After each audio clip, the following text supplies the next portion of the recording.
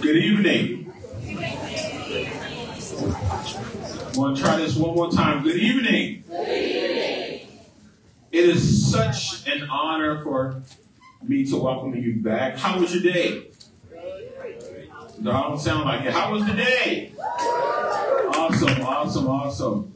I want to first give thanks to our tour guide. So if you were on a tour, let's give a hand right, for those who are on the tour. And to our grad school as well, who had their session. And so I wanted to give thanks to that. I also wanted to take a moment as we're getting started and welcome you to the Hill-Robinson McNair Lecture. This is our 6th annual lecture. And I just wanted to take a moment to explain to you why this lecture is important and why we do it here at UMBC.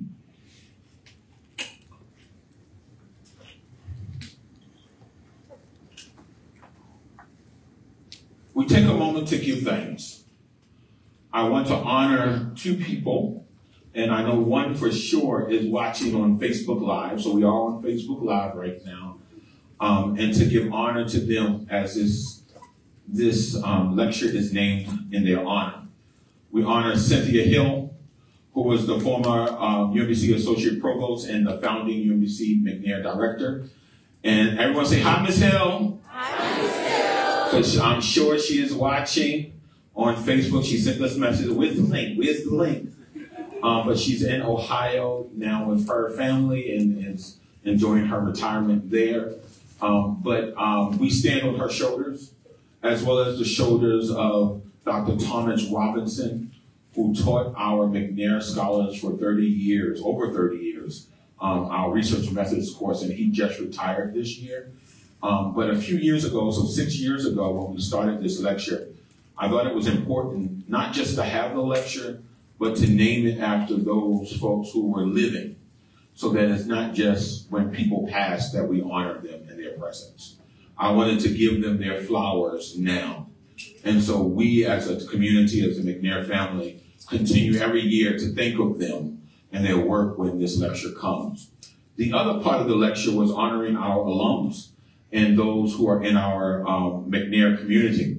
So every year, the lecture, you will always hear a lecture from a McNair alum, either that is connected as a UMBC McNair alum. So last year we had Dr. Kala McMullen, who was a UMBC McNair alum.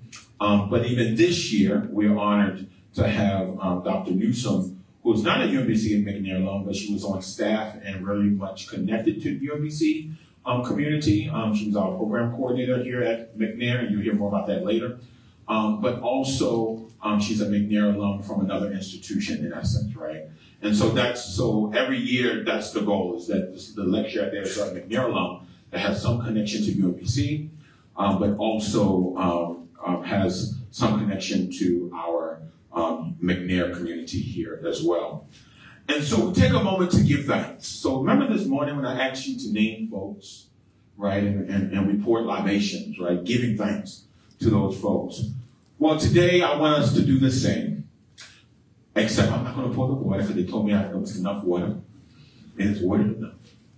But I want you to think right now, right, on those McNair alums from your institutions.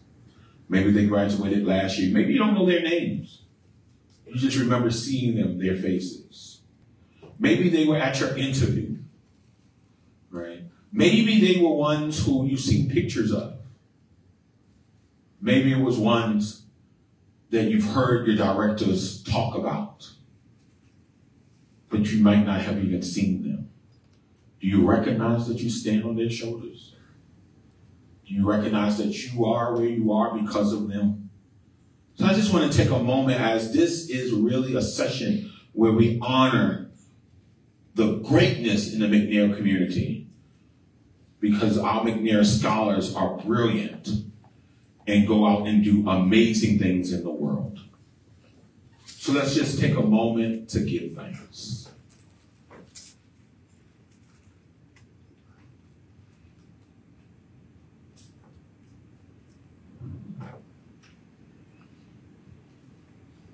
Thank you. And now I'm so proud and excited to introduce our Provost.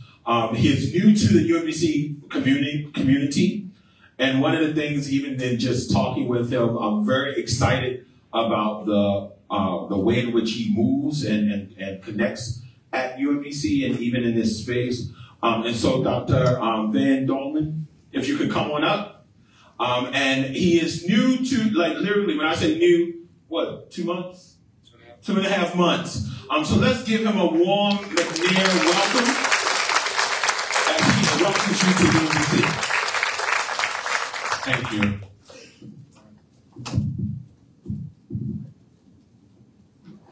Can you hear me okay?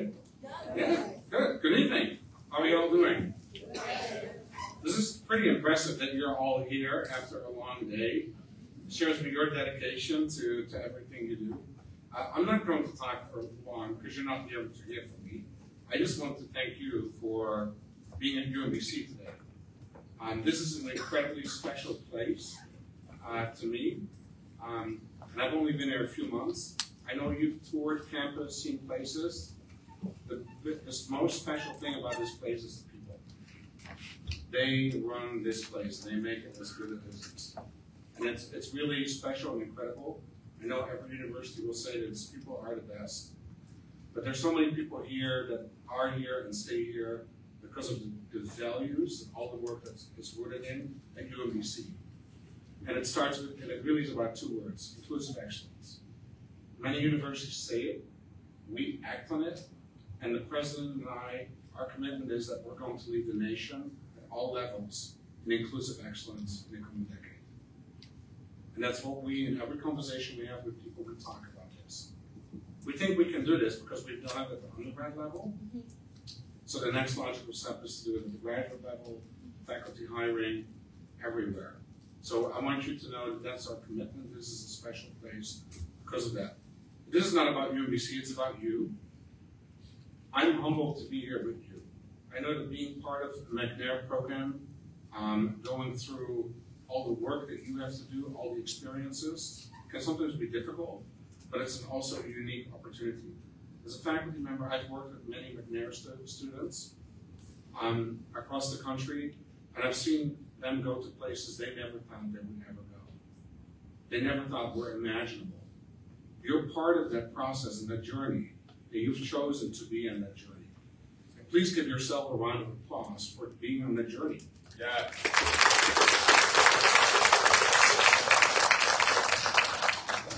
You are the future of America, you're the future of higher education, and you're here because you want to transform lives. And I know you can do that because you've committed yourself to be part of this program as well as others. What I really want you to remember as you go through this is think about who you can be, not who others want you to be or think you can be. All that matters is who you want to be, how you want to change. When people say it's not possible, don't listen to them. Follow your own dreams. And finally, take care of yourself. Be good to yourself. Nothing else matters. You cannot do this work, solve problems, be a great thinker if you don't take first care of yourself. With that said, thank you for being here. You are awesome, and good luck to all the amazing things that you're going to do. Thank you.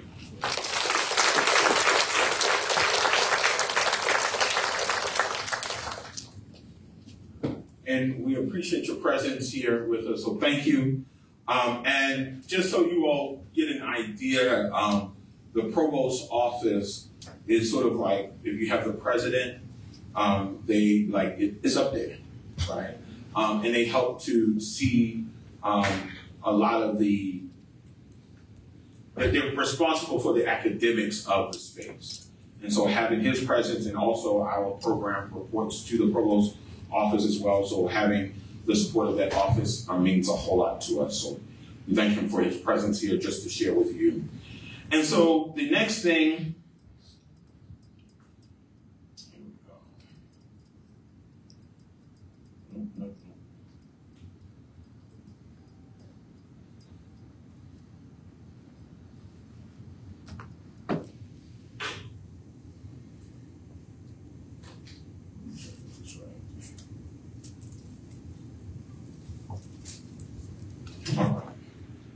So I'm excited to introduce you all to our next person who will provide welcome to our community as Dr. Jasmine Lee. She is a McNair alum from Eastern Michigan University. She was I believe our second McNair Hill-Robinson McNair Lecturer. And most importantly, she really loves and supports McNair, and she is back here at UMBC. So she left about a year ago and sort of came back in her new roles here. And I'll let her explain more of what she does today. But let's give a warm welcome to Dr. Jasmine Lee. Everybody else that came up here said hi, and y'all didn't say nothing back. So I'm going to give you another chance. Hi. Hi. Good evening. Good afternoon. I'm so happy that you all are here. I can be a little verbose, so I'm just going to read and keep us on time here. Greetings. Greetings, McNair Scholars. I'm so excited to be here with you all on behalf of the Division of Institutional Equity, which is a new division here on campus. And so, as Michael, soon to be Dr. Hunt, mentioned, I just returned back to campus 2 weeks ago.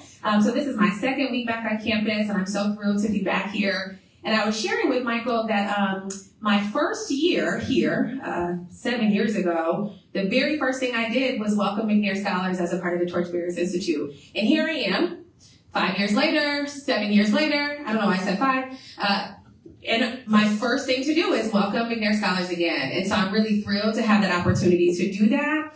As an alum of the program, I'm obsessed with McNair, and here's the reason why. I'm a first-generation college student from the state of Michigan. Any Michiganders? None. Okay. Well, shout out to Michigan. We're here anyway. So I'm a first-generation college student. I transferred across the country 2 times, 15 hours each way. I changed my major 7 times. The director of the McNair Scholars Program at the time said, I submitted a paper, a research paper, and she said, you know, you should really consider this McNair program. And I said, absolutely not. Absolutely not, right? I'm just trying to get my degree and get out. 1 year later, I joined the program. From that moment, my entire life changed, right? So now I'm a PhD holding administrator. I love what I do. I'm living the dream. I have learned to publish, to do research, to do things that I am literally obsessed with. And it only happened because of the McNair Scholars Program at Eastern Michigan University. And so while I recognize that right now you all are in the moment, and it might not feel that life-changing, it may not feel that transformative, I'm going to tell you it is. Because everything that I'm doing right now is a result of sitting in your seat. Prior to that, I never knew that this was even a thing, right? I never imagined that I would be Dr. Lee. My grandpa calls me Dr. Lee. He doesn't call me anything else and hasn't since 2016, and it's very special, right? Because he didn't even go to college himself. So anyway, you're here for a conference. You're about to hear from an amazing speaker. She has amazing things to share with you, Dr. Newsome. And I was excited to spend some time with her here while she was here at UMBC as well. And so I just hope that you all turn on your listening ears, that you lean in, and that you be present not only in this moment tonight, but you think about how you can be present the rest of the time that you're here on this campus. And you think about this moment as a catalyst to the rest of your life, right? Because every day can position you for something bigger, better, different, and new. And so I hope that that's what this is for you tonight. That's what this is for you over the next couple of days. And so with that, I'll just say, welcome to UMBC. Welcome to the Black and Gold. And if our old president was here, he would say, woo, woo, woo, with your dog. So I'm not going to do that. But we're achievers. All right. Welcome. So happy that you're here. Thank you. And, you know, I asked Dr. Lee to share because in front of us, our future alums. And I just think it's important for you to see yourself, right? That's what today is about. Do you see yourself in these folks and in their journeys? And knowing that not only do you see yourself, but also that you have people who can help you to get to that space. And so for that, we give thanks. I want to take a moment to thank, we have several of our institutional sponsors who may still be here with us. If you're here, if you can stand up, if you're on our list of sponsors, please stand. And let's give them a round of applause. You up there, Jackie. You up there, Jackie. Stand on up. There you go. All right. Yes. Without our sponsors, we would not be able to do this. You'll be able to learn more about them throughout the week. You'll see that their ads sort of rotated throughout the meal times starting at the hotel tomorrow. And then they will be around, their tables will be set up at the conference area starting near lunchtime tomorrow. And so you'll be able to share with them starting on, that's Friday. Yeah, it's Friday. And then they'll be there all day Saturday as well. Just putting this up as another reminder for tomorrow morning. So those who might have missed the announcement on this, so tomorrow morning we will be on Zoom. Tonight we will send you out the link for you to sign up. We've already sent it out in several different ways, but we'll have an intentional email that will come to you to say, hey, sign up for the Zoom, or you can come into like a ballroom space like this at the hotel and watch it on the big screen with folks to be there. So either way, we would love for you to engage with the National Science Foundation and Department of Ed. And so we want to be sure that you are present and aware of this. Bear with me here.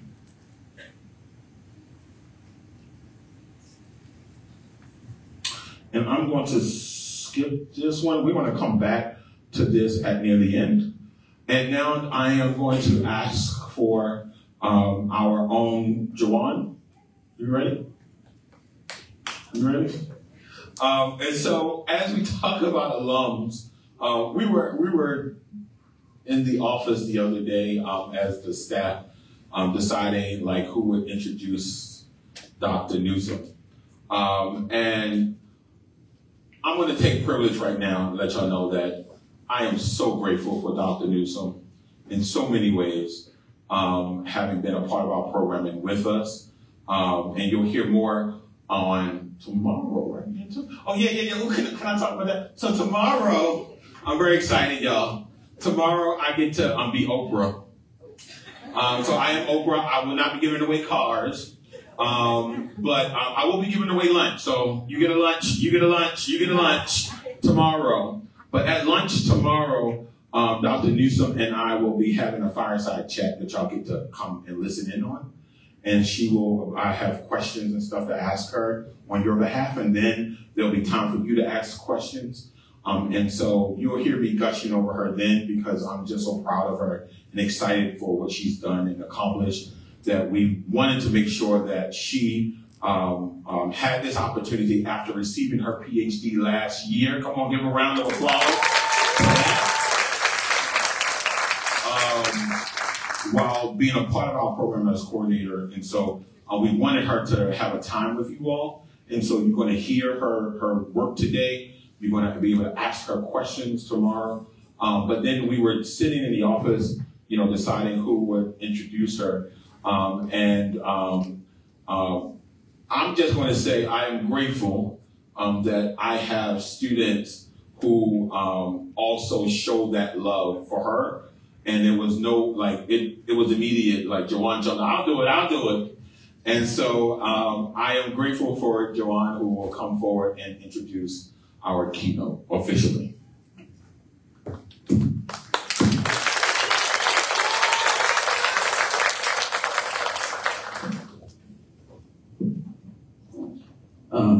Hello, everyone. The first thing I'm going to say, when you enter a room, make sure you know the conversation going on before you decide to jump on it, because that's what happened. I was not supposed to be doing this, but they decided. I'm stuck with it.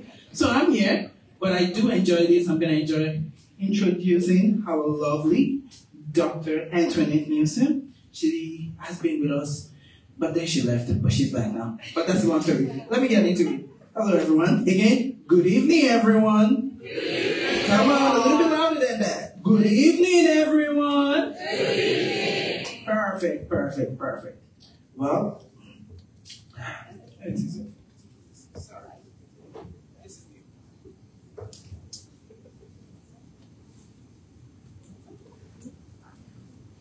All right. Hello.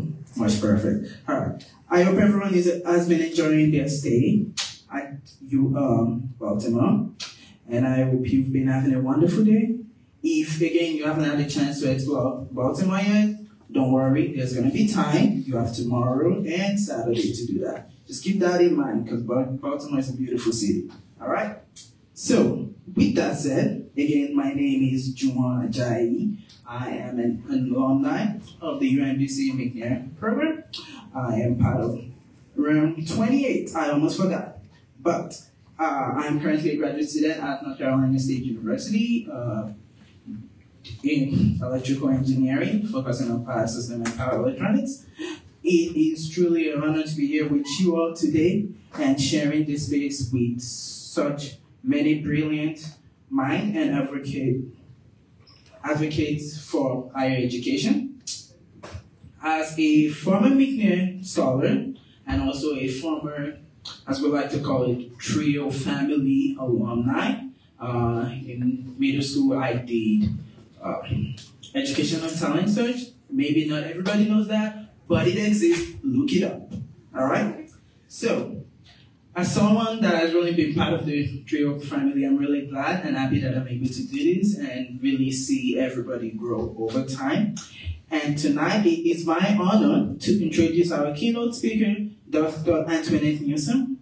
Dr. A is a leader in the field of higher education, equity, and student success, and currently serving as the Associate Director of the EAB's Moonshot for Equity, a groundbreaking initiative designed to close the gap in higher education, very much like what McNair is trying to do when it comes to getting people into obtaining their graduate degrees.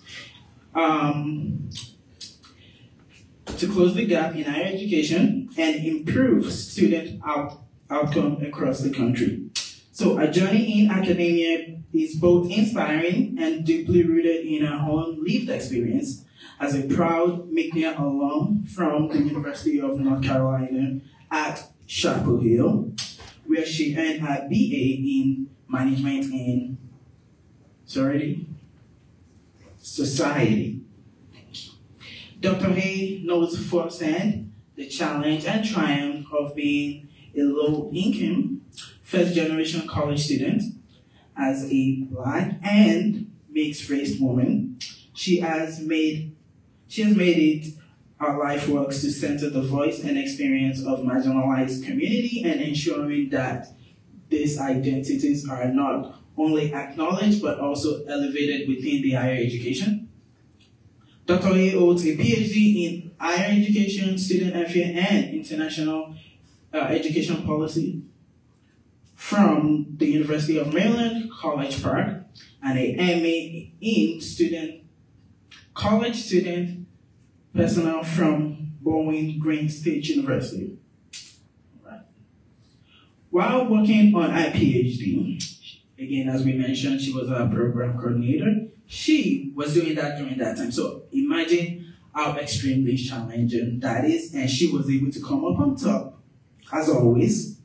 So our research, again, focuses on racial equity practice at community college supporting system for students of color and mentoring relationship for women of color in academia, with experience spanning from trio programs, fraternity and sorority life, and housing and residential life, and many more. She embodied the scholar practitioner approach, deeply engaged in both research and on-ground implementation. So at EAB's Moonshot for Equality, Dr. A works tirelessly to help the institution implement 15 best practice for equity-minded change, and using data and technology to drive impact. At dissertation, outside of our personal life, Dr. A enjoys fitness classes, traveling abroad, and also experimenting with new recipe. And I know Mr. Hunt have mentioned it, and I've also mentioned it. And on a personal note, I would also like to share that Dr. A is one of the reasons why I made it out of UMBC. She was great and always, again, helped me with every question and every advice that I need. So with further review, I would like to introduce you to a guest.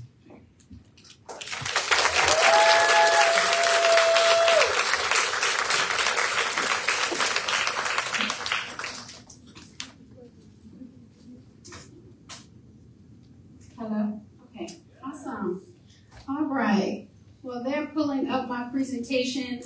I just wanted to say thank each and every one of you for such a warm introduction. I wouldn't have expected anything less from my UMBC McNair family. But before I get started, I just want to say to everyone to love on your people while you can. So as they mentioned, I previously worked at UMBC for about 4 years. And when I tell you the amount of support that I have received throughout my journey, it truly is unmatched.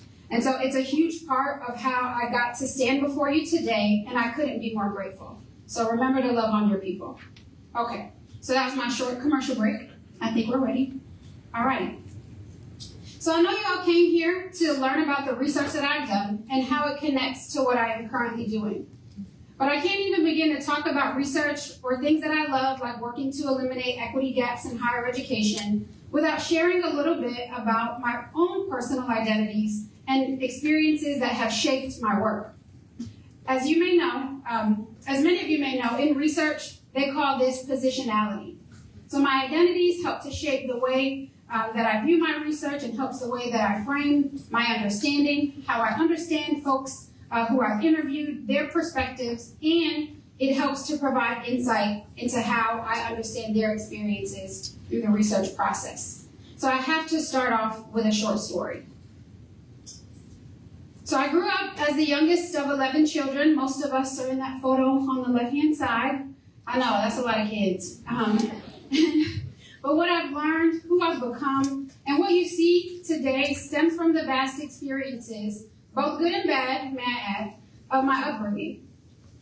I was raised by both of my parents, with my mom, hi Mom, I think she's on Facebook watching, who, she never finished high school, and my dad, he didn't go beyond the 6th grade. Thus, that made me a first-generation college student. I was born in New York, but I spent majority of my formative years in rural North Carolina. Actually in one of the poorest counties in North Carolina, might I add. And so the house that you see on the right-hand side is the house that I grew up in. So imagine growing up in a mixed-race family in the South. I'm Black and Italian, and we moved to Orlando, North Carolina. So where is that, you say? I didn't know at the time either. And so I went to a Title I high school where majority of us had either free or reduced lunch. And I worked through majority of my high school years to help my family. I was a high-achieving student who grew up with the understanding from my parents that education was the way out to help us from growing out of our situation and limited resources. So with that, I attended the flagship institution of the state, UNC Chapel Hill. Go Heels. I don't think, are we here tonight? Okay, hey, got one in the back. And so it became very apparent to me very quickly that this public Ivy League, my high school did not prepare me for this rigorous academic environment. But because of programs like Summer Bridge, where I got to take classes before the actual first semester, or Project Uplift, which was one of the largest recruitment programs for Black and Brown students at the institution, and most notably, the McNair Scholars Program, which many of you are a part of today. All those programs and so much more, without that, it would have made it much more difficult for me to navigate life as an undergraduate student. And so from this experience, I knew that I wanted my life's work to be about ensuring that all college students, especially those with identities that reflect my own, can be successful on any college campus, regardless of where they come from. And so with that, I had made it my mission to learn more about college environments and what higher education leaders need to do to ensure the success of all students, regardless of what they do or do not know, regardless of what resources they did or did not have, and can not only get to college, but complete a degree and live a satisfying life. This is all a part of what keeps me committed to ensuring equity in higher education is possible for all. So with that, I'll now fast forward to my time in graduate school. I had amazing opportunities to do tons of research with wonderful scholars in the field. And the start of my equity-focused research began with my professor, Dr. Cohen. And so she taught my critical qualitative research course. I shared with her that I wanted to focus on developing better support systems for students who are low income, first generation, and students of color. And I needed to figure out a research study as a part of my requirement for the program. She suggested that I do research at a community college that she was working at because they were about to start looking at ways to address just that. Figure out how to address equity gaps that affect those exact populations. See, at this point, I knew nothing about community colleges. My entire career had been at large, public, four-year institutions. And so I just want to quickly name that you don't have to know all the details about a thing that you want to do or that someone's suggesting that you do. You just have to be okay with accepting the challenge, taking a risk, and trying something new to see where the possibility takes you. And for me, that led to my dissertation research. So I conducted an explanatory case study exploring how implementing change efforts influence community college administrators' understanding of racial equity. And so what research has found is that while there's an increase in racial and ethnic diversity on college campuses, the rate of degree completion remains uneven and disproportionate to the population. For public two-year institutions, 35% of Latinx students and 26% of Black students completed a certificate or degree within 6 years, compared to 46.8 and 46.7 for Asian and white students. In attempting to address inequitable outcomes for students of color, institutions have yielded limited success due to challenge efforts being either narrow or disjointed, people not working together, practitioners taking a deficit-based approach to serving students of color, and using diluted descriptions of root issues that really diminish the attention to race and racial equity. So it is not simply the inequitable outcomes that are the problem, but how higher education stakeholders and leaders understand and seek to address racial equity issues also remains a challenge. And so because of these facts, the purpose of my study was really set out to address two main gaps. First, literature up until this point had only focused on formalized processes led by external initiatives.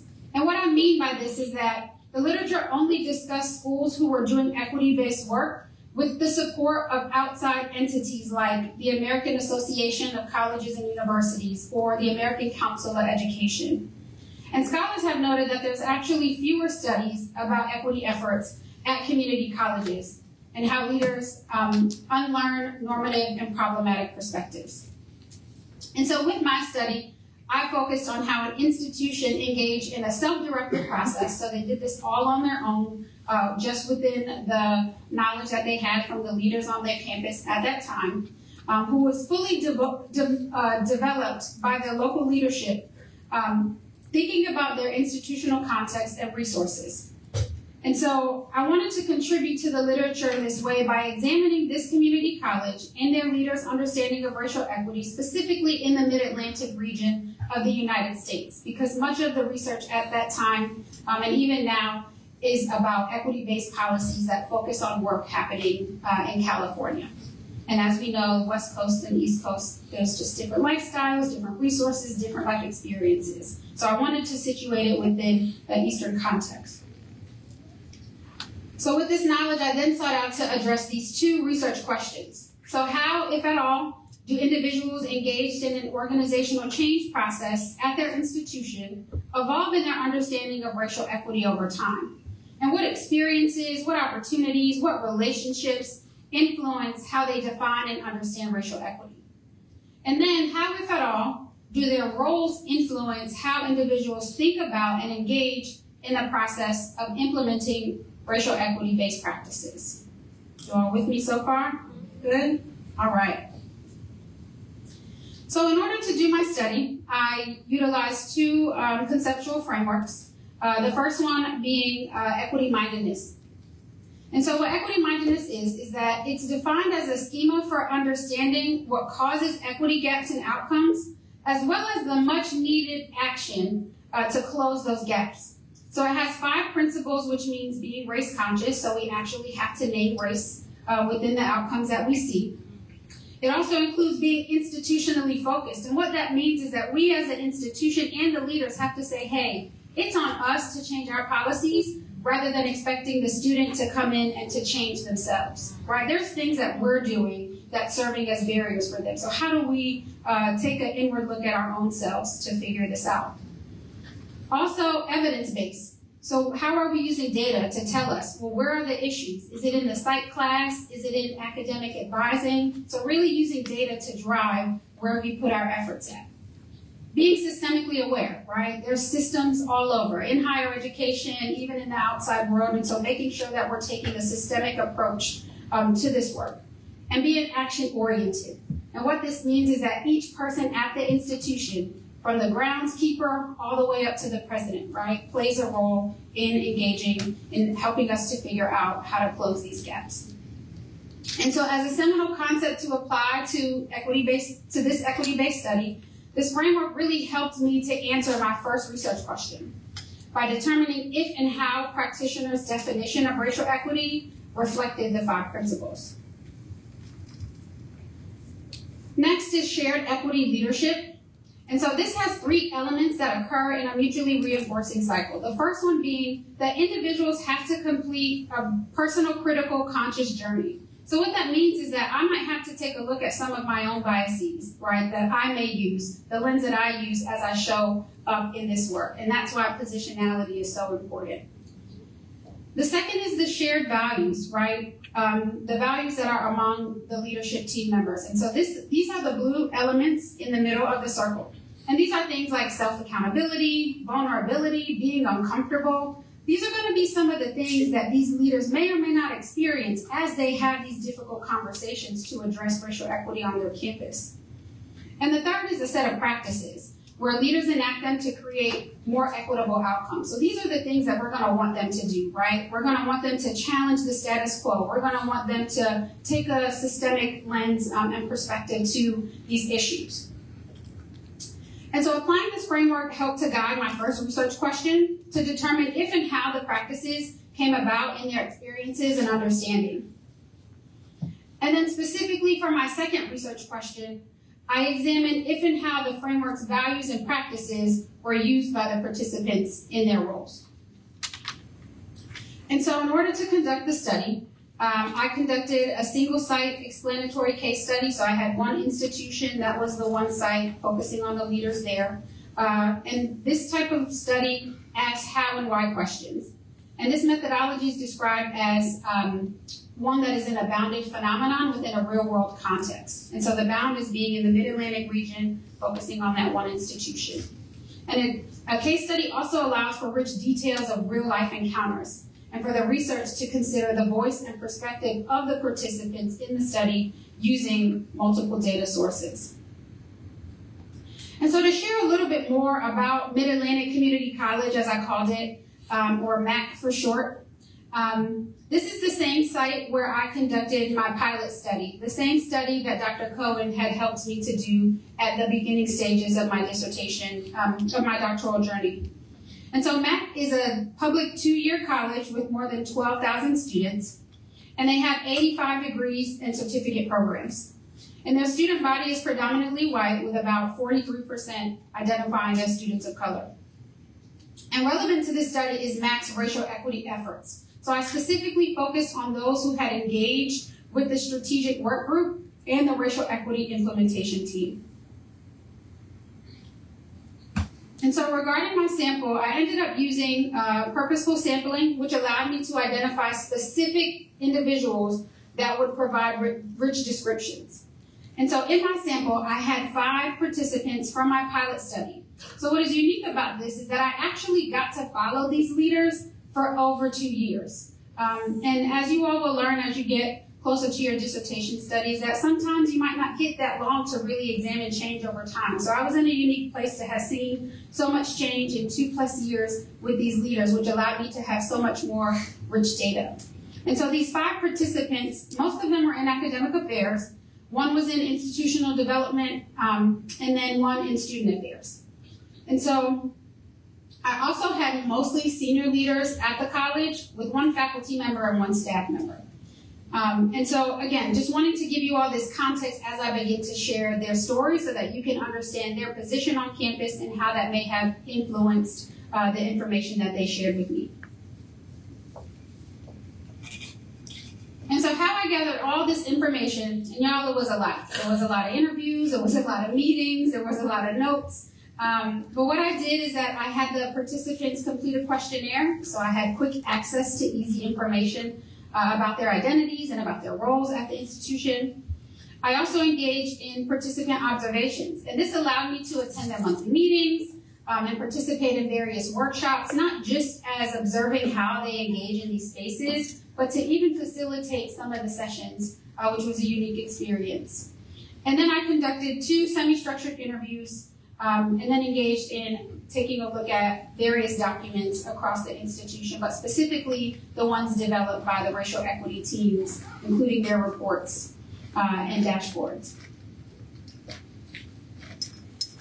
And so as I took a look at all the data, all the information, I ended up using a constant comparative analysis method to constantly compare information from the interviews to make sure that they align with the notes that I took from my observations, to see if that aligned with information on the institutional website and things like that. And in addition to that, I engaged in reflective memoing, right? So after each observation, I would take a few moments to jot down what are some of my initial thoughts. What did they say? How did that make me feel? Was there any body language that would indicate maybe a different kind of message and things of that nature? And then I also conducted a thematic analysis. And so I was able to develop a code book, really completing 2 rounds of coding using inductive and deductive codes.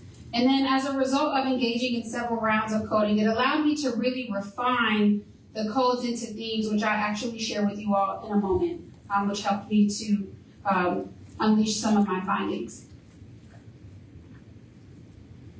And so to ensure, let's see, there we go. And to ensure the validity of the study and trustworthiness, and again, these are big words which you may have heard in your psych courses or other courses already that you all have begun to take. But really, it's important to make sure that the study would be valid, right? And so I did that by just triangulating various data points, right? Using all those data sources that I mentioned to make sure that the information that I was noticing became consistent across the data.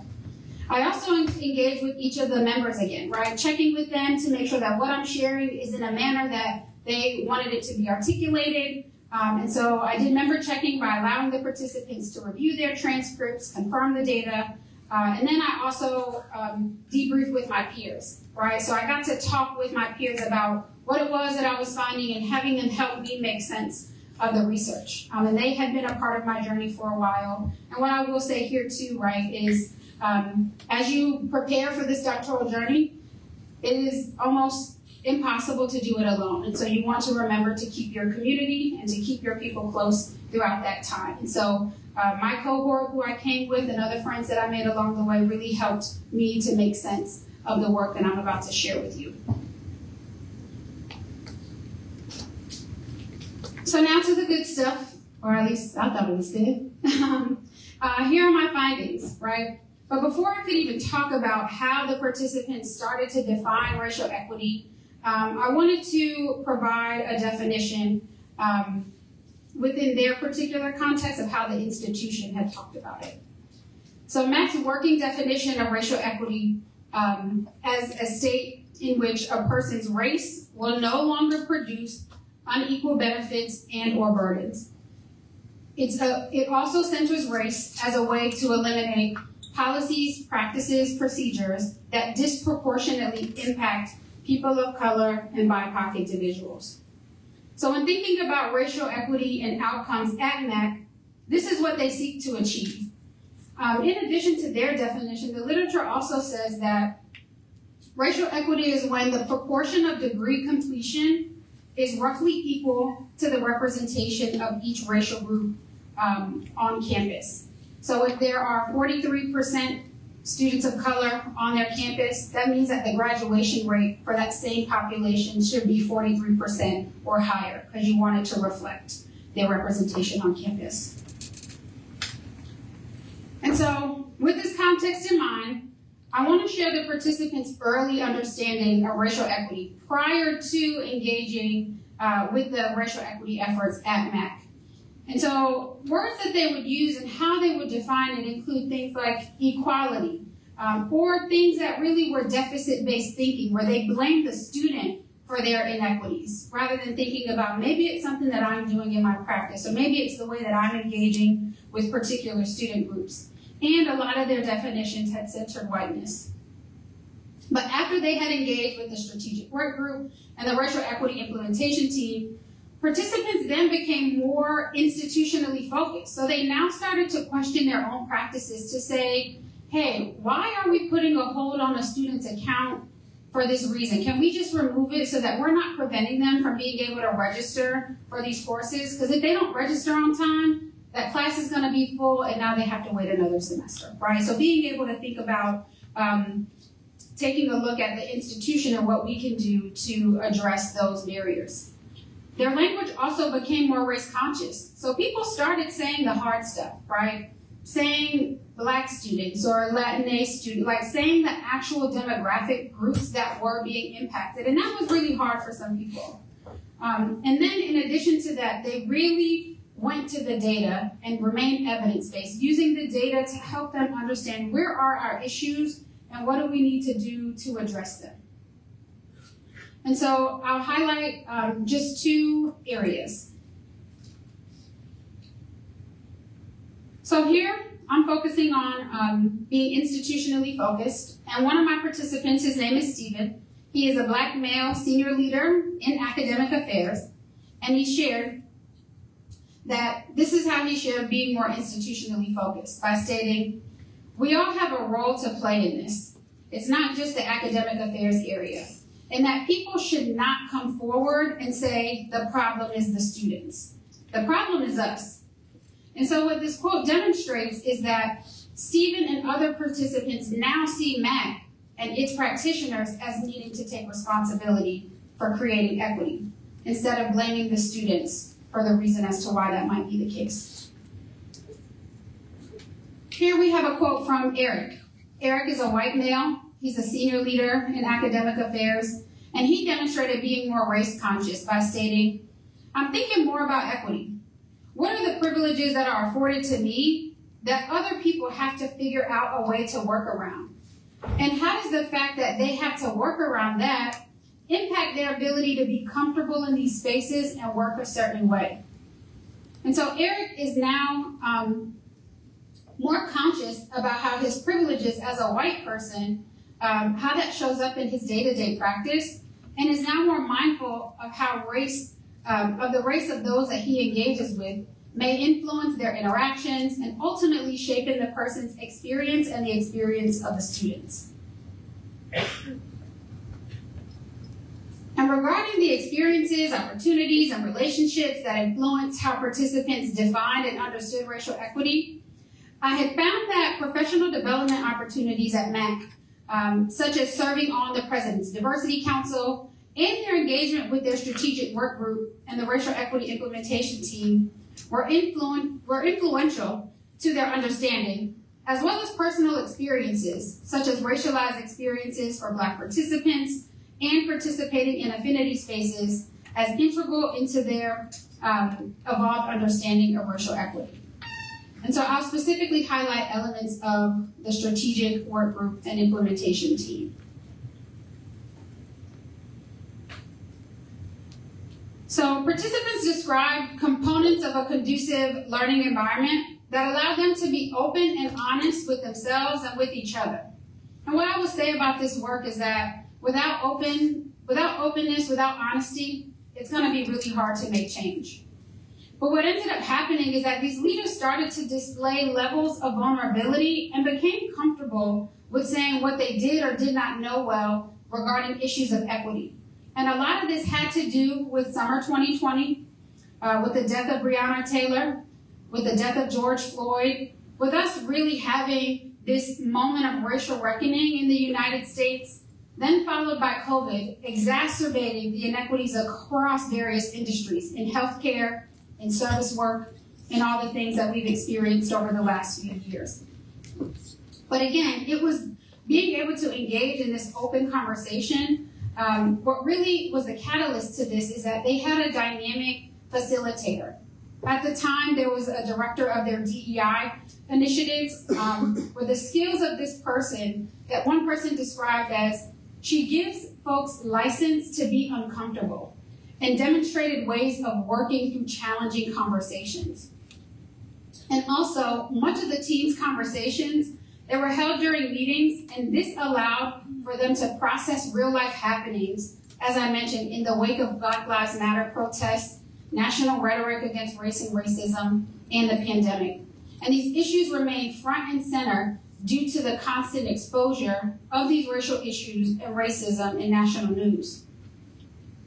And so Naomi, a Black woman faculty, she stated, "We weren't having these conversations before, and now it feels like it is appropriate to call things out.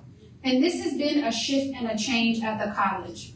And another participant had mentioned, communicating from their homes has allowed a level of engagement so personal. And so if you remember, at the time, many people were working behind Zoom screens in their houses. So I felt a little more comfortable to say something because I don't have to see you after this meeting, right? I can just go into my kitchen and grab my lunch and I can come back, right? And so that really helped people to say some of the hard things because they didn't have to face the awkward moments that may have come after that. And then these conversations, again, were the catalyst for stronger connections through the turmoil, and this really helped participants become more open. It allowed them to be more expressive about racial equity issues that were both on and off their campus, and they talked about these during these meetings.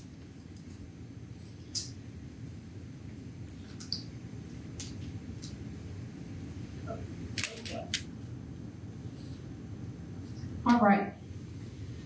And so when examining how their roles influenced how the participants thought about and engaged in implementing racial equity-based change, all of the participants began questioning their policies, their practices, their procedures on both the individual and systems level.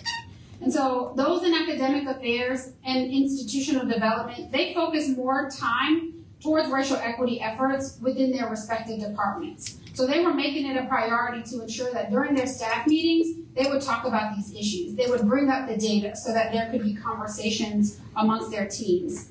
And those on the implementation team sought clarity on the implementation process. Are we tracking how we need to? Are we making enough progress? Do we need to move faster? Really asking those questions to ensure that we're making change to positively impact students. And so I will highlight two more examples to further these points. So what you see here is an example of how one of the participants started questioning. And so for Kayla, she's a white female student academic affairs staff member. She said, when colleagues brought up issues with student groups hanging out or constantly causing trouble, she now asks, what's really at the root of why people behave the way that they behave? And why are we allowed to make assumptions about this and to do that from a racial perspective? So Kayla felt more comfortable with challenging her colleagues whose views on student behaviors rather than allowing automatic assumptions based on the stereotypes to persist. And so she started naming that and calling that out as she engaged with her peers. And then as we're thinking about giving more time towards equity efforts, Carmen, she's a white Middle Eastern female in institutional development. She's done a lot of their research work. So she's looked at data for decades at this institution, time and time again. And she said, racial equity work, it's not really part of my direct job, but indirectly. And so she was just so focused on data and the numbers and developing reports. But now Carmen sees racial equity as a core part of her commitment. And she said that I don't want to let it go because this is very important for the college, for the students, and for me. And so Carmen and other participants began dedicating more time and started prioritizing racial equity efforts despite other competing priorities within their department roles, even though it was not a formal part of her job description. And so as a result of my research, there's so many more questions that I had, so much more discussion that I wanted to continue with them. And so through the findings of the study, I want to kind of confirm what we've already known in the literature. And so consistent with research on engaging in change efforts with other leaders, the findings had highlighted the relational nature of engaging in racial equity work. Participants utilized a community of practice style where the groups engaged in a collective learning process. This allowed participants to critically reflect and unpack their own biases and their own assumptions with one another, with aims to dismantle problematic systems and structures at MAC. These findings demonstrate that learning should not happen alone and should include being in community with others. Second, building upon existing research, the study also confirmed the need for an equity-minded lens when engaging in an organizational change process. So participants' new understanding of racial equity most closely reflected the elements of the equity-minded framework, which was central to this study. And this highlights the need to have a framework to guide these types of efforts. And unlike other studies, this study found that participants were very explicit about identifying racial equity practices specifically to address Black and Latinx student success on their campus, because that was the context that had showed up in terms of what they needed to address regarding their data. And they also were explicit in using and naming race when discussing issues and the trends in the data. So this finding just reinforces existing literature that highlights the importance of being race conscious and evidence-based when engaging in equity work. And third, my study highlighted how identities had shaped engagement and experiences with racial equity practices. Participants' identities and their experiences, it kind of exposed some of the harmful effects in their practices. It also illuminated areas of growth and emphasized the need to process racialized experiences in a way that can inform how they needed to address those equity-based challenges on their campus. And so this is consistent with the literature that notes how individuals' identities and personal experiences shape their understanding of systemic issues, structures, and inequities. And so while my study confirms what the literature has highlighted, while my study confirms existing literature, highlighting how participants draw upon their experiences, my study also points out a particular nuance, and it demonstrates how Black participants mostly discussed racial identities that happened directly to them or to those within their racial community, reflecting feelings of the direct impact of racism. White participants discussed issues of race more broadly and more abstract things that happened to other people and not themselves, particularly someone they knew, that caused an internal processing of their approach to situations and understandings of systems. So my goal is not to highlight a binary racial issue, but it is to shed light on how experiences, whether felt or enacted, are two different frames of reference that can influence how participants understand and engage in racial equity-based change. And lastly, as previously described, my study had focused on a self-directed process, unlike other studies that focused on formalized efforts. And so what does this mean for future work, right? Again, this was just a study done within a finite amount of time, but we still have equity gaps in higher education. And so I have some implications for future research for theory, policy, and practice. And so I will focus specifically on policy and practice. For the policy implications, state and federal policymakers should consider various funding structures for racial equity initiatives, specifically at community colleges, as they oftentimes receive less funding and have less endowed funds from alums. So with more funding allocated to support racial equity efforts, community colleges like MAC, it can decrease time to degree completion and increase the amount of certificates, transfer rates to four-year institutions, and degrees conferred by community college students.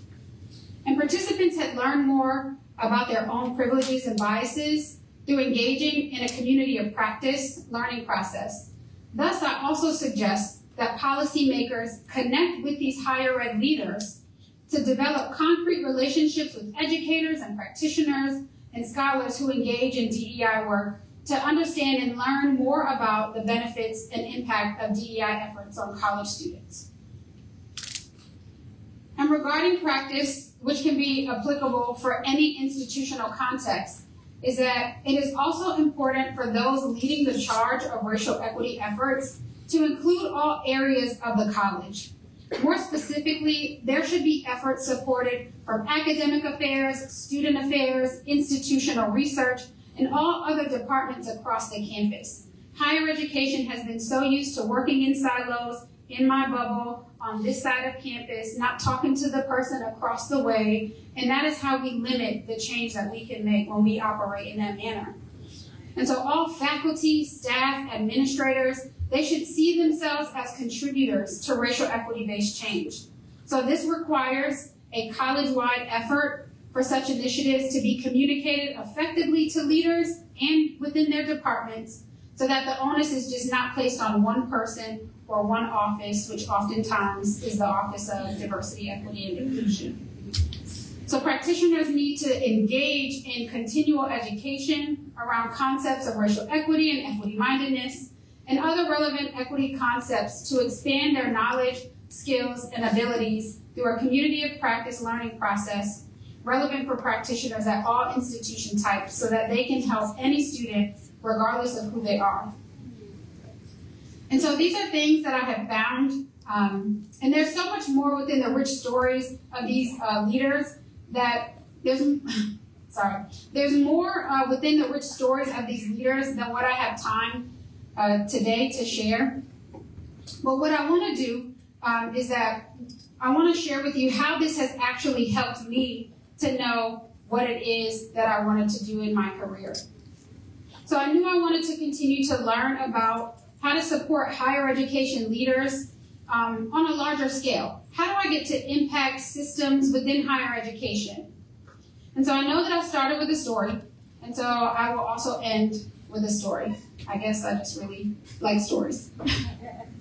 And so one of my friends who I had met years ago, working in housing and residence life at Towson University, who's also my coworker now, and so I'll share how that came to be. She reached out to me and said, I think you'd be great for this role. We have a role here at EAB for the Moonshot for Equity team. And I said, what is Moonshot? And she said, it's an initiative to erase equity gaps across colleges and universities. And so instantly, my ears perked because I had just spent all this time doing all this research about this exact thing. So she said, take a look and let me know if you're interested and I'll refer you. So I took a look at the position, and let me tell you, I felt like this position was my dissertation in a job. I even ran to my dissertation chair and was like, you would not believe this role that came up that I just learned about. And so, like I said, I knew I wanted to make a bigger impact, and this was the role that would allow me to do that. So I know that every day I got to impact the McNair Scholars at UMBC, and while I love and enjoy working with them on a day-to-day, and many of my students are in here, hey y'all, I really wanted to figure out, how do I not just help the 30 students who get to be a part of this amazing program every year, but how do I magnify that impact times 100? And so this was the opportunity to do just that. So I applied for the role, and I didn't get it. This was the executive, this was a principal position, this was a principal consulting role for Moonshot for Equity. And so, as many of you should do, if this is not a part of your normal practice, I ask for feedback. So anytime you interview, it's always good to ask for feedback. And I asked for feedback, and the VP said, honestly, I don't have much feedback. You did great. And so I felt very confused. And so I asked, and he said, it was just that the other person we chose had more years of experience. And I said, okay. I said, great.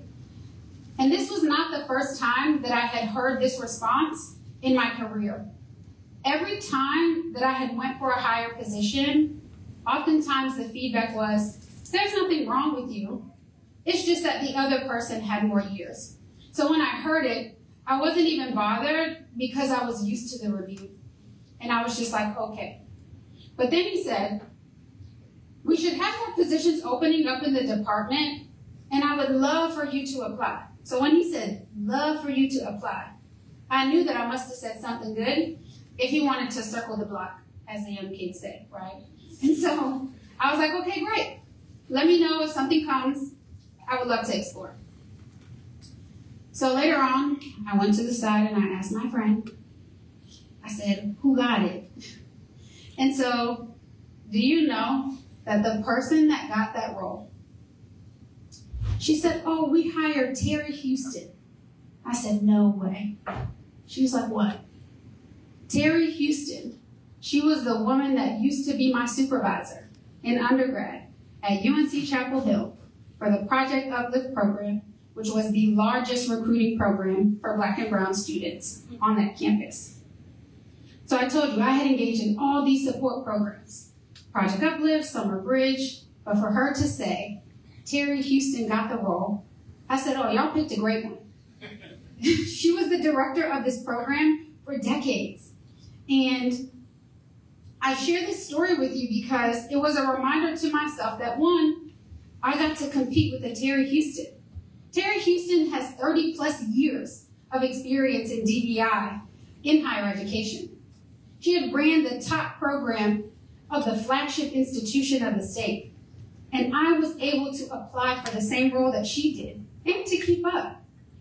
And so I share this as a form of encouragement to always shoot your shot. And remember that your community can show up at any point. Did I expect her to show up years later? We're talking 10 years after I graduated. And she came back as a part of my experience. So shoot your shot and remember that your community can show up.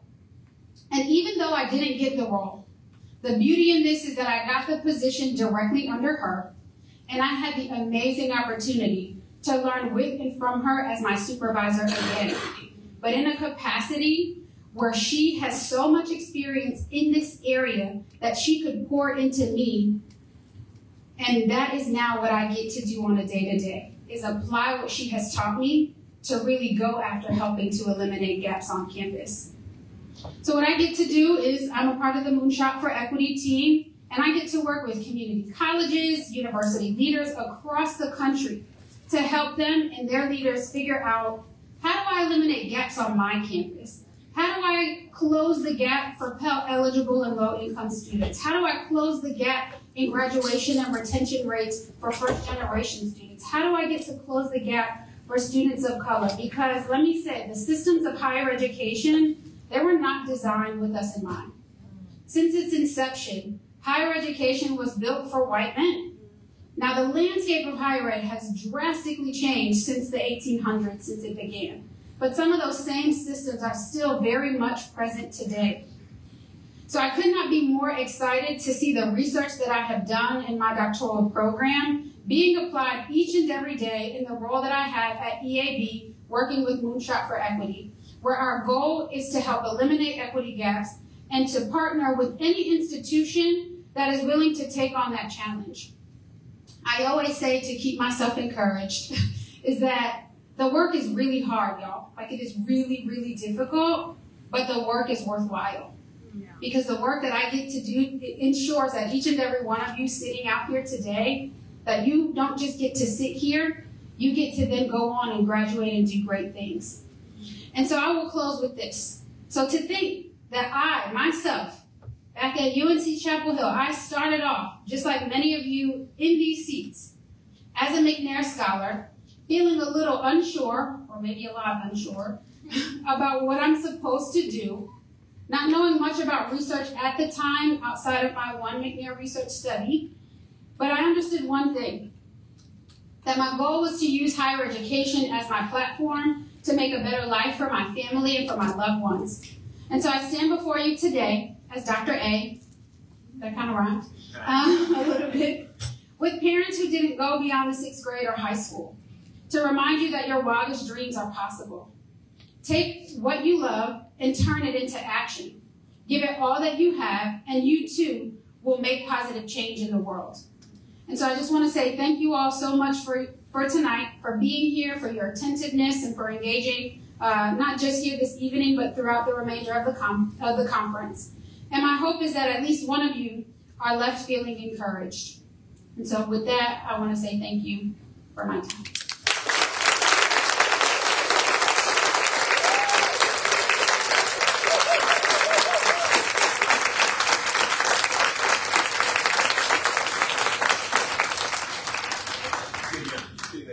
Can we go back to the original?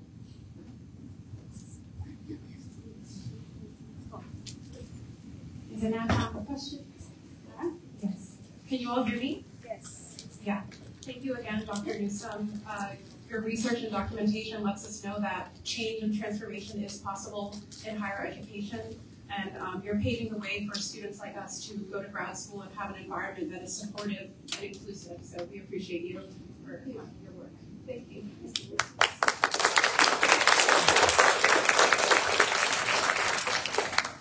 So I will open the floor for questions. Just raise your hand and I'll come over and hand you the mic, and I can get my steps in. Okay, so. I'm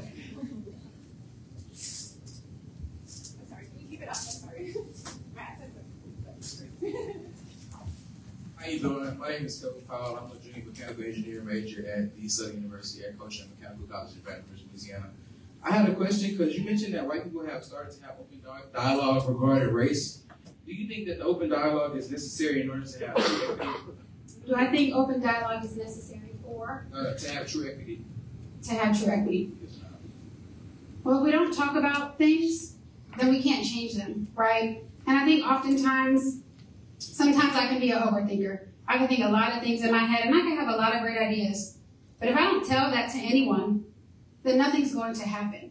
And so when I mentioned how the white participants started engaging in these conversations a bit more, if they hadn't, then the way that they would have engaged with students would have been the same, right? It would have been from a deficit mindset. It would have been them thinking, why does this student not have a strong work ethic? Or why does this student not come in with all the knowledge they need to take a college level math, right? They start to question things about the students. But if it wasn't for these conversations, for people to call out and say, actually, you asking those questions, that's not appropriate, that's not right, they would have never then thought to themselves, well, maybe how I'm thinking about something is the problem. And so when I talk about open dialogue, it's not just dialogue for the sake of dialogue, but having it in conversation with people, one, who can challenge you, two, who you are open to their perspective, and three, who's going to encourage and support you to do something about that thing. So I would say yes, for sure. Thank you.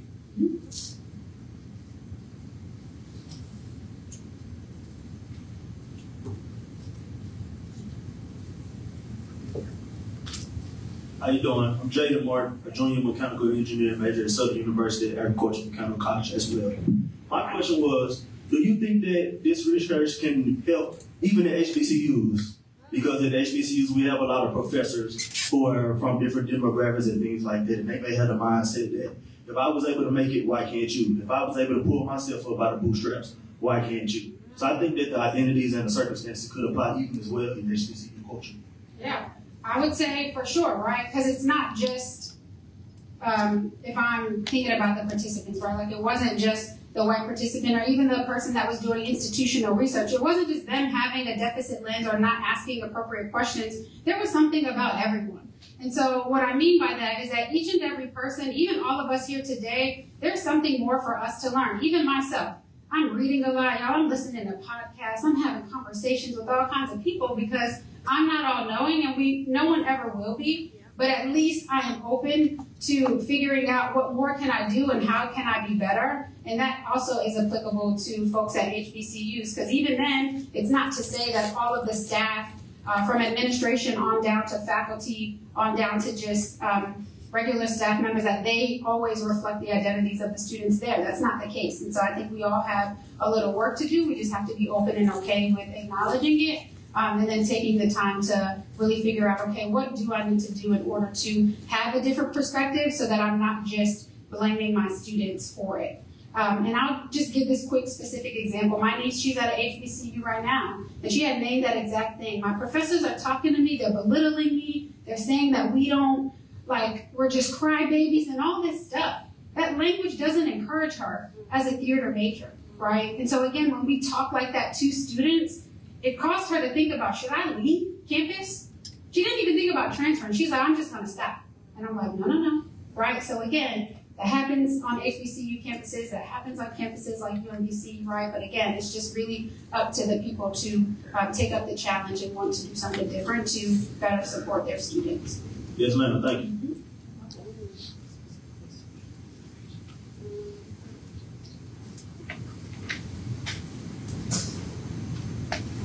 Hello, everyone.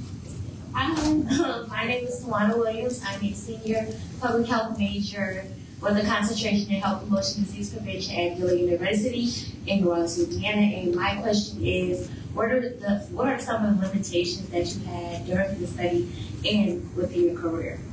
And within my career. Yeah. Okay. Limitations within my study, just thinking outside of research in general. As Jawan had named, I was working full time. So what that meant was a minimum of 40 hours with some flexibility. I will say I use my PTO, right? So when you get a job and you have your paid time off, take it. But some limitations, right? Depending on the nature of my work, whether we would travel or have conferences or it's a busy season, it became a bit difficult for me to engage in all of the opportunities where I could see the leaders, right? So most of my stuff was virtual. I only went in person a handful of times across the 2 years, right? And so not being in person, there were probably some things I had missed, some dynamics that I maybe didn't notice via Zoom and that kind of thing. And so working full time just limited my ability to get to the institution as often as I would have liked, but I still got a chance to see so much within the virtual space. And then thinking about my career in terms of limitations, again, as I had named, right, is that at very pivotal points in my career where I felt like, okay, I have maximized all that I could learn from this job. It's time for me to do something different. Almost always, like I said, it would always be someone else, which was fine. But the thought was, you just need more years. And so, again, it wasn't a limitation. Then I saw it as a limitation. Now I saw it as a blessing where God just was like, this is not your open door because there's something else for you. But really just it caused me to really think about what am I bringing to the table, right? What are the assets that I'm coming with, and how do I not allow a number of years to be the perspective and lens that I'm using on myself? So how do I not let that language kind of diminish the good work that I do, and to use that to propel me forward?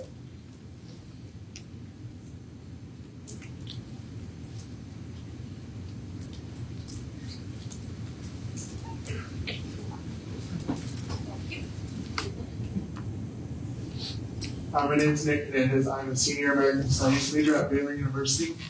I also serve as the Director of Diversity for our student government.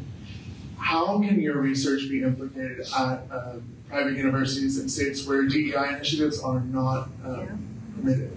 Yeah, we're actually experiencing that as a challenge now in the work that I do at EAB.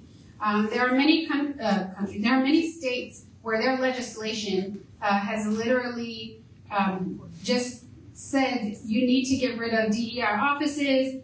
Anything in the budget should not have DEI within a line item. So really stripping away people's jobs, full departments that support hundreds, if not thousands of students, right? So when I think about how do you have conversations within those kind of hostile environments where that rhetoric is the norm, is that we have to remember, well, what do people care about? Why do you work here? And oftentimes I say that the work that we do is that students are at the heart of that work. So if I'm talking about wanting to ensure, wanting to figure out how do I eliminate equity gaps, what that looks like is making sure that each and every student has the equitable opportunity to do so. And so what that has resulted in is us thinking about, well, how do I use language that will be received in that type of environment? So thinking about things like student success. You can't argue with me that you don't care about student success. Right. And if you do, then I think you're in the wrong field, right? People want and should want to see students succeed. And so talking about things in terms of student success, or even thinking about what else do institutions care about. They want their students to have social and economic mobility. How are we doing that, right? And so, again, it's not that we're changing the work that we're doing, because equity is still at the core, but it's how we talk about it in a way that folks with a limited mindset, how do you say things that will, for them, they will see it as important. And oftentimes it's switching up the language and how we're talking about it, and those oftentimes being some that resonate with them.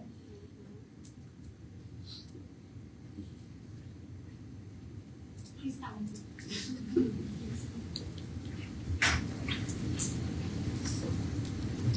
Hello, my name is Cleo Williams. I'm a senior at UCLA studying sociology and African American studies, and I had a question. You talked about the importance of the 2020 social political climate. How do you do you think that that climate somewhat changed your research and how participants were able to engage in a conversation around racial equity? And do you think it would have changed if that climate didn't happen at the time that it did when your research was happening? Yeah, I could almost certainly say that if those things didn't happen, I don't know if that community college would have prioritized that work at that moment. And I know that because some of the participants had directly named, because this is happening in the news, because there's always a headline, because there's something going on, their thought was, we simply can't ignore it. And so it allowed the urgency of this work to increase. And so am I saying that they would have never done it? I'm not saying that. I'm just saying that they would not have gone after it as quickly and as thoroughly as they did within that time frame without those events.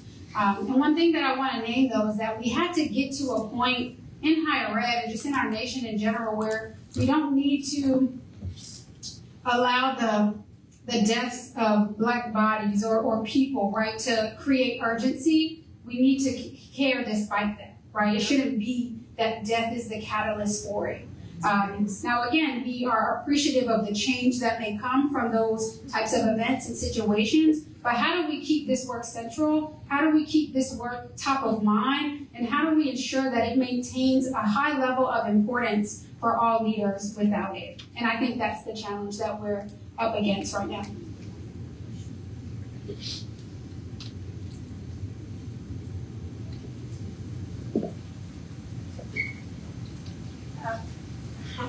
Hi, my name is Eve Butterworth. I'm from Wellesley College in Massachusetts studying geosciences. And I'm also a DEI co-leader for my department. And I'm wondering if the same methods of working and educating are useful for students as well as for administrators and staff and faculty, and if there's differences in implementing that you would suggest.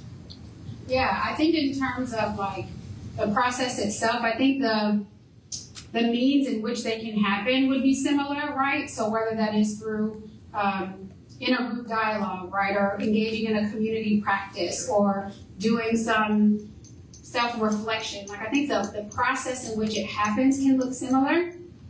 I think the frameworks that I have named are simple enough to where they can also be applicable, but I think the difference as we consider students and faculty and staff, right, is that how students experience the inequities, that they're on the receiving end as a student from those leaders. And so their perspective is going to be really, really different.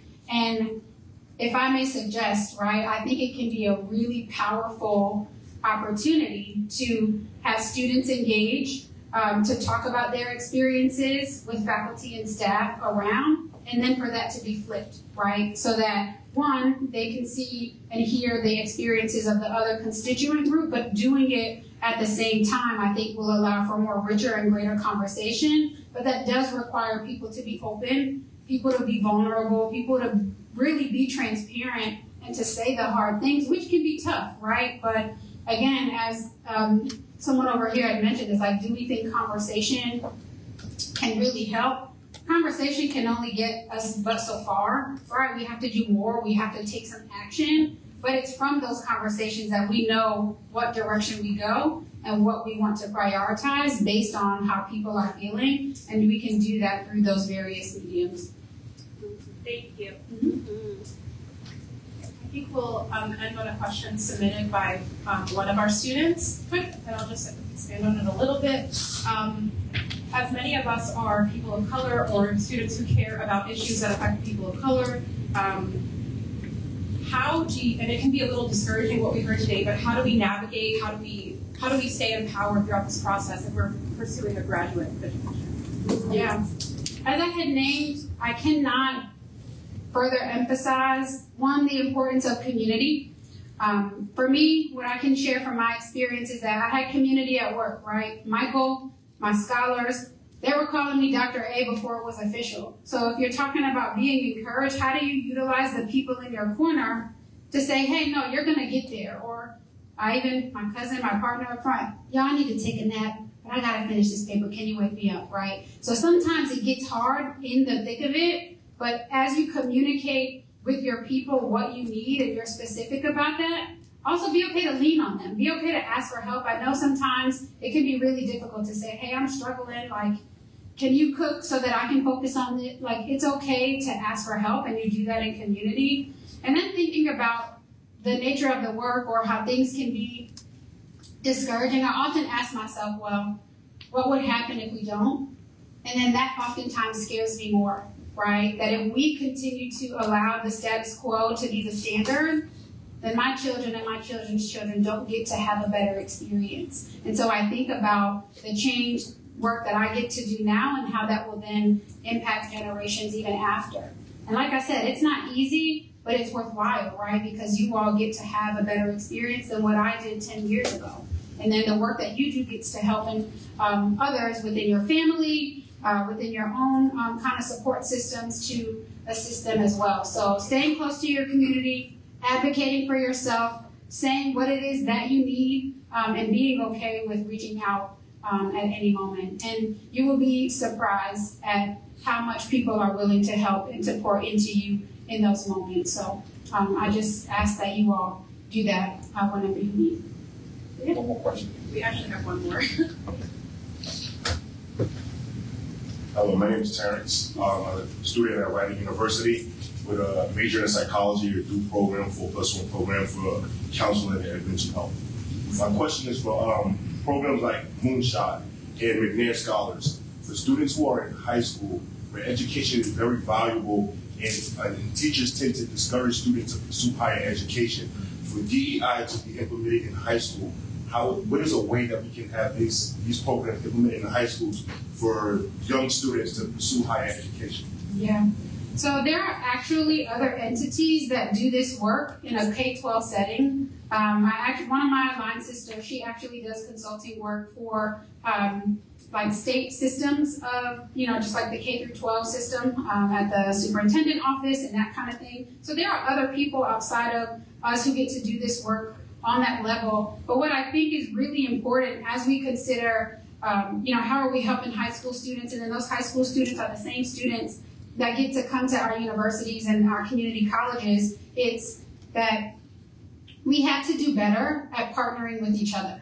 So community colleges needing to partner with high schools, four-year institutions within the local area need to do better with partnering with high schools and just those on the secondary level, right? Because the more that those students get to see people like themselves, the more that they are reminded that it is actually possible despite what their teacher might say, right? And so I think it becomes this opportunity for all secondary and post-secondary institutions to really come together to do better in partnership, and for there to be opportunities and ongoing development, not just for the community college and university leaders, but what are we doing with those teachers as well, right? Because their work is also difficult.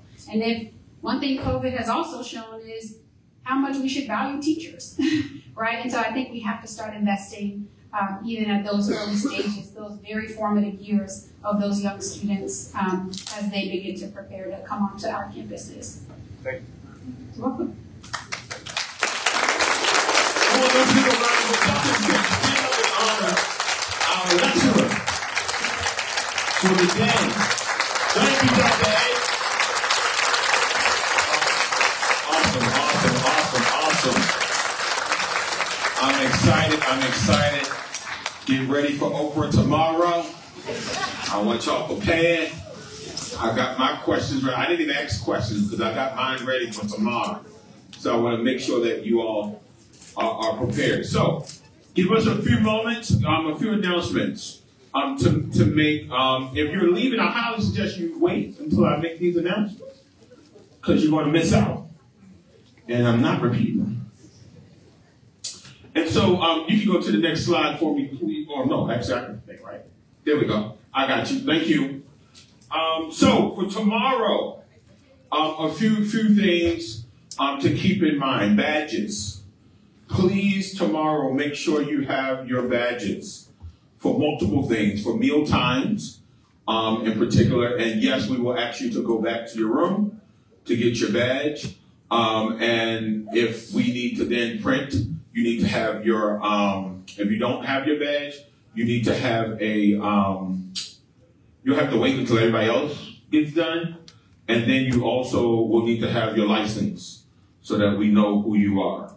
So again, without us having to do all that, just have the badge that we ask you to have, okay? And that includes especially for the cruise. For those who are going with us on the cruise, you also need your ID if you're over 21. So there is an opportunity for you to make your own purchase of alcoholic beverages if you desire. Again, your own purchase.